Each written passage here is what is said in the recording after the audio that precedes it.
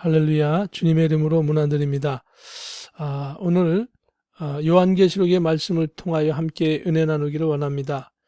요한계시록의 말씀은 그동안은 감추어진 말씀처럼 2000년 동안 모든 성도들에게 그 잊혀진 말씀과 같았습니다. 그것은 하나님께서 아직 그 때가 임하지 않았기 때문에 그 말씀을 해석할 수 있는 그런 때가 아니었습니다. 그러나 이제는 요한계시록의 말씀이 해석이 되어지고 하나님의 말씀대로 응하는 시대가 되었습니다. 그래서 이전까지는 이단들이나 그 사교 집단들이 하나님을 빙자해서 하나님의 말씀을 마음껏 자기의 멋대로 해석을 하고 그리고 자기의 사견과 이익 집단의 의견을 집어넣어서 그 하나님의 말씀을 자신의 사리사욕을 쫓는 데 사용했습니다. 그러나 이제는 하나님의 말씀이 그대로 임하여지고 해석되어지고 그리고 실천되는 시대가 되었습니다. 그래서 우리 개신교 보수 교단에서 하나님의 말씀을 다시금 성도님들에게 말씀을 이해할 수 있도록 잘 인도하고 안내해야 할 줄로 믿습니다. 그래서 제가 오랫동안 기도하는 가운데 하나님의 말씀을 여러분과 함께 나누기 위해서 이 말씀의 개요부터 살펴보기를 원합니다. 한번 살펴보겠습니다. 먼저 요한계시록의 개요를 살펴보기를 원합니다. 요한계시록의 개요를 살펴보는 것은 굉장히 중요합니다. 그 이유는 전체적인 뜻을 알게 되어지면 혹시 부분 이해되지 않는 말씀이 있을지라도 전체적인 흐름을 알고 있기 때문에 하나님의 참 뜻을 흔들림 없이 잘 받아들이고 이해하고 그리고 이 요한계시록의 말씀을 파악해서 하나님께서 우리에게 하시고자 하시는 말씀이 무엇인지를 분명히 알 수 있습니다. 그래서 오늘 요한계시록 1장부터 22장까지 개요를 살펴보기를 원합니다.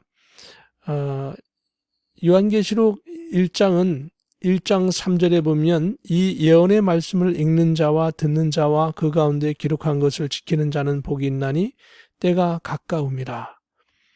때가 가까움이라. 바로 예수님께서 재림하는 때가 가까울수록 이 말씀을 많이 읽고 듣고 그 가운데 기록한 것을 지키는 하나님의 백성이 되어야 한다라고 말씀하고 있습니다.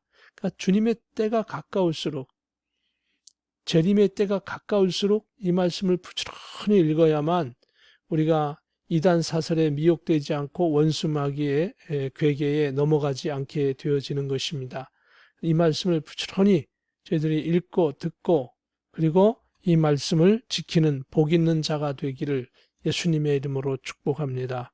1절의 핵심은 1장 7절에 있습니다. 볼지어다 그가 그러니까 예수님께서 구름을 타고 오시리라. 각 사람이 눈이 그를 보겠고 그를 찌른 자들도 볼 것이요 땅에 있는 모든 족속이 그로 말미암아 애곡하리니 그러하리라. 아멘. 예수님께서 구름 타고 오실 것이다. 바로 예수님의 그 재림에 대한 내용이 이 요한계시록의 내용이라고 하는 사실을 말씀하고 있는 것입니다. 그리고 2장, 3장은 바로 사도 요한에게 보여준 이 계시의 말씀을 아시아에 있는 7교회에 보내라 하면서 7교회에 칭찬할 것, 7교회가 또 잘못하고 있는 책망받을 일들 그것을 지적하면서 하나님의 말씀에 서고 예수님의 뜻에 바로 설 것을 말씀하고 있습니다. 사도 요한이 AD 95년경에 이 말씀을 썼습니다. 반모섬에 유배되어서 이 말씀을 썼고 그리고 이 요한계시록의 말씀을 장별로 굵직굵직한 것들을 잘 이해함으로 말미암아서 전체적인 하나님의 말씀을 이해하는데 우리가 흔들림 없이 골격을 세워 나가게 될 것입니다. 그 4장, 5장은 사도 요한이 계시를 하나님께서 열어주신 계시를 받습니다. 그런데 하나님께서 밑도 끝도 없이 그냥 이렇게 일을 진행하는 것이 아니라 전체적인 것을 말씀해 주시는 것입니다. 누가 이 일을 진행하고 또 어떻게 진행되어지는지를 4장, 5장에서 말씀하고 있는 겁니다. 그래서 4장에 보면은 하늘나라의 모습을 하나님 보좌 중심으로 사도 요한에게 4장에서 5장에서 보여주었습니다. 그 내용을 보면 하나님이 계시고 그 하나님 보좌의 천국은 그 생명강이 흐르고 거기에 7 영이 있고 그 4 생물이 있는데 사람의 얼굴, 소의 얼굴, 그다음에 사자의 얼굴, 독수리의 얼굴. 그러니까 순서를 보면 사자, 소, 사람, 독수리 이렇게 순서로 되어 있습니다. 이런 4 생물이 하나님의 뜻을 쫓아 실행하는 존재들이고 그 5장에 보면 바로 하나님께서 이 요한계시록의 두루마리 책을 오른손에 들고 계시는데 그것을 아무도 받을 자도 없고 그 임봉을 뗄 자도 없는데 예수님께서 받아서 떼신다. 그리고 천년왕국에 대해서 언급되어져 있습니다. 5장의 말입니다. 천년왕국에 언급되어져 있는 것은 바로 이 줄거리는 이 하나님의 말씀은 천년왕국까지 되어지는 말씀을 기록하고 있다라고 하는 것을 5장에 이미 암시하고 있습니다. 소개하고 있는 것이죠. 그리고 이 일들은 누가 하느냐? 바로 억의 천사, 즉 만만의 천사, 억의 천사죠. 만 곱하기 만, 그 다음에 천사, 천 곱하기 천은 100만입니다. 그러므로 억의 천사, 100만의 천사, 그런 굉장히 무수히 많은 천사들이 바로 예수님의 명령에 순종해서 이 일을 실행하고 그리고 순종하여 이루고 있다고 하는 것을 말씀하고 있습니다. 이것이 4장, 5장의 내용이죠. 그러니까 요한계시록은 어려운 것이 절대 아닙니다. 있는 그대로만 하면 됩니다. 6장은 예수님께서 첫째 임봉을 떼실 때에 심판을 하실 때에 예수님께서 이렇게 해놓으셨습니다.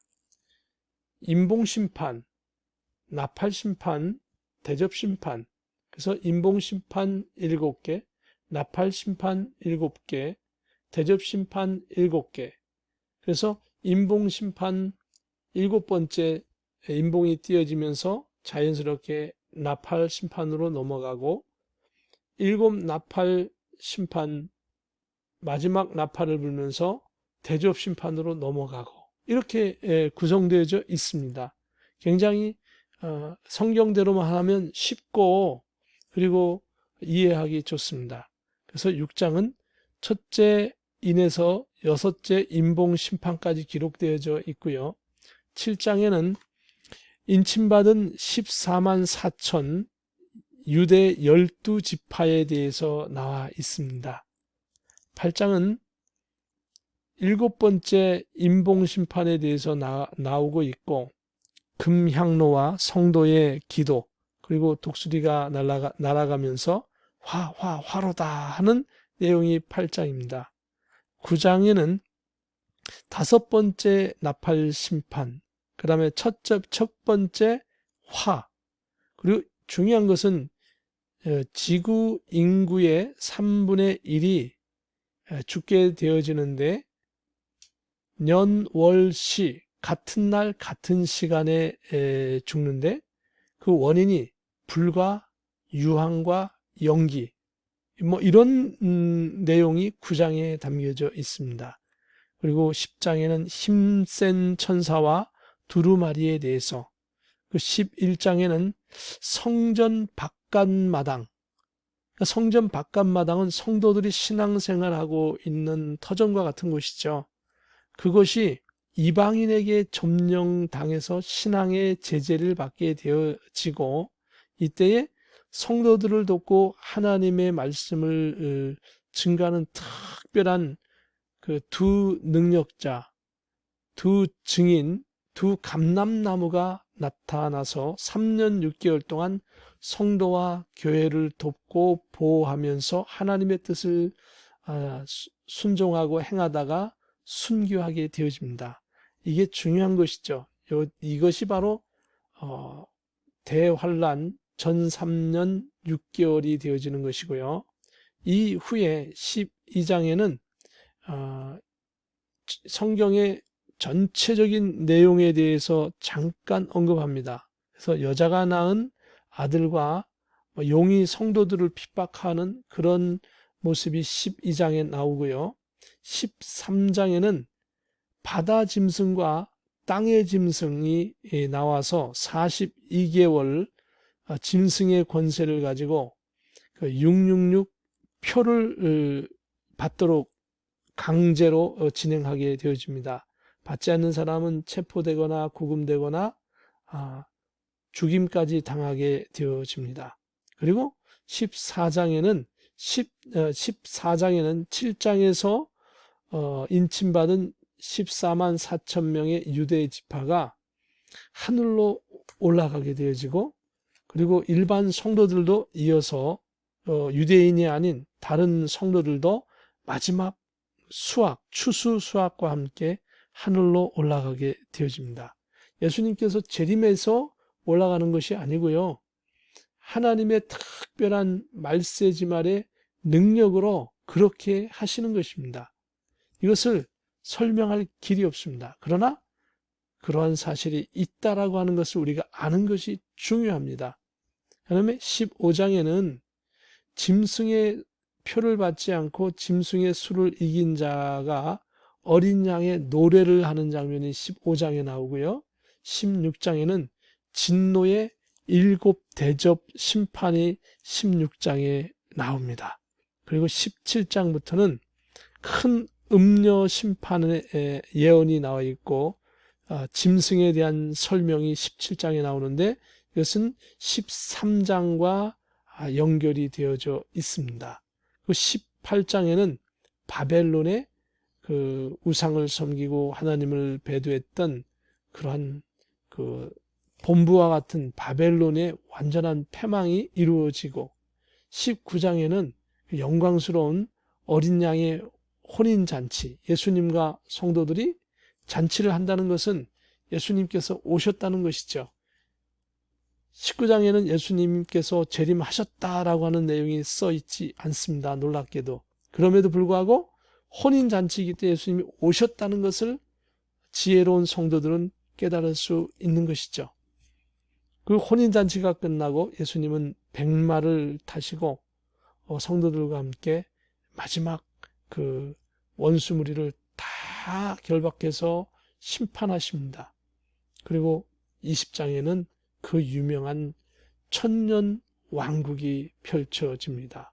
이 천년 왕국 때 예수님 어린 양의 혼인잔치에 참석했던 예수님의 재림과 함께 부활했던 모든 부활한 사람은 천년 왕국에 예수님과 함께 왕과 같이 다스리게 되어집니다. 이것은 그냥 우연의 일치가 아니고 사실은 창세기 1장 28절의 말씀이 응해지는 것이 바로 천년 왕국인 것입니다. 이단들이나 아니면 성경을 아직 정확하게 해석하지 못하는 분들은 이 천년 왕국은 있어도 되고 없어도 되는 것으로 착각하고 있습니다. 그래서 어떤 분은 천년 왕국은 무천년, 천년 왕국이 없고 지금이 천년 왕국이다, 이렇게 주장하는 분도 있고요. 또 예수님의 재림은 천년 이전에 온다 해서 전천년, 예수님의 재림은 천년 왕국 후에 온다 해서 후천년, 그리고 예수님의 재림이 천년 왕국 전에 전천년에 오시는데 2번이나 재림한다 그래서 이중 재림. 사람들이 성경을 가지고 여러 가지 뜻을 가지고 노약하고 있지만 여기서는 그렇게 하지 않습니다. 오직 성경의 순서대로만 나가면 되는 겁니다. 하나님은 우리 성도들이 성경을 그렇게 어렵고 복잡하게 해서 이해하도록 한 번도 하신 적이 없으십니다. 이 요한계시록 말씀까지도 하나님은 아주 심플하게 있는 그대로만 읽어가면서 그리고 큰 줄거리를 보면 다 이해할 수 있도록 해 놓으셨습니다. 그래서 19장은 어린 양의 혼인잔치, 20장은 천년왕국, 그리고 21장, 22장은 새하늘과 새 땅, 생명수 강 등불에 대해서 나와서 비로소 요한계시록은 끝나게 되어집니다. 얼마나 심플하고 간단합니까? 이 가운데 우리의 오늘날 2020년 하나님의 백성은 요한계시록의 시간표에 어디에 서 있는가 하는 것입니다. 그래서 우리들은 이 말씀을 보면서 과연 나는 어디에 서 있고 이 시대에 나는 무엇을 해야 하고 하나님은 어떻게 역사하실 것인가, 매우 중요하고 또 매우 재미있는, 아주 재미있는 내용들, 그러면서도 아주 심각하고, 그리고 우리가 하나님의 말씀을 왜 이렇게 붙잡고 있어야 하는지에 대해서 알 수 있습니다. 그래서 창세기 1장 28절, 하나님이 그들에게 복을 주시며 하나님이 그들에게 이르시되 생육하고 번성하여 땅에 충만하라, 땅을 정복하라, 바다의 물고기와 하늘의 새와 땅에 움직이는 모든 생물을 다스리라 하시니라. 바로 이것처럼 하나님께서는 다스림의 완성으로 천년 왕국을 실행하시는 것이고요. 그리고 창세기 2장 17절에 선악을 알게 하는 나무의 열매를 아담과 하와가 따먹음으로 죽게 되었지만 예수님께서 창세기 3장 15절에 그 여자의 후손으로 이 땅에 오시고 이 땅에 오셔 십자가에서 죽어주시고 하늘로 부활해서 승천하시고 다시 재림하시는 것입니다. 그래서 성경은 너무도 아주 톱니바퀴처럼 들어맞게 되어 있습니다. 사랑하는 성도 여러분, 주님은 여러분을 사랑하십니다. 이 말세지 말에 흔들리지 마십시오. 요동치 마십시오. 두려워하지 마십시오. 하나님은 여러분과 함께 하십니다. 우리와 함께 하십니다. 여기 함께 하십니다. 중요한 것은 우리의 신앙을 굳게 믿고 아직도 구원받아야 할 사람들에게 하나님의 메시지를, 예수님의 우리의 구주 되심을, 십자가에서 우리의 죄를 짊어지시고 우리를 위하여 죽어주셨고 우리의 구주 되심을 증거할 수 있기를. 그래서 요한계시록 22장 12절에 보라 내가 속히 오리니 내가 줄 상이 내게 있어 각 사람에게 그가 행한 대로 갚아주리라. 이 메시지 말에 여러분과 제가 소망을 품고 하나님의 영광스러운 사명을 잘 감당하기를 예수님의 이름으로 축복합니다. 두려워하지 마십시오. 하나님은 여러분과 저에게 함께하고 계십니다. 오늘도 좋은 하루 되시고 주님의 이름으로 평안한 밤 되시기를 주님의 이름으로 축복합니다.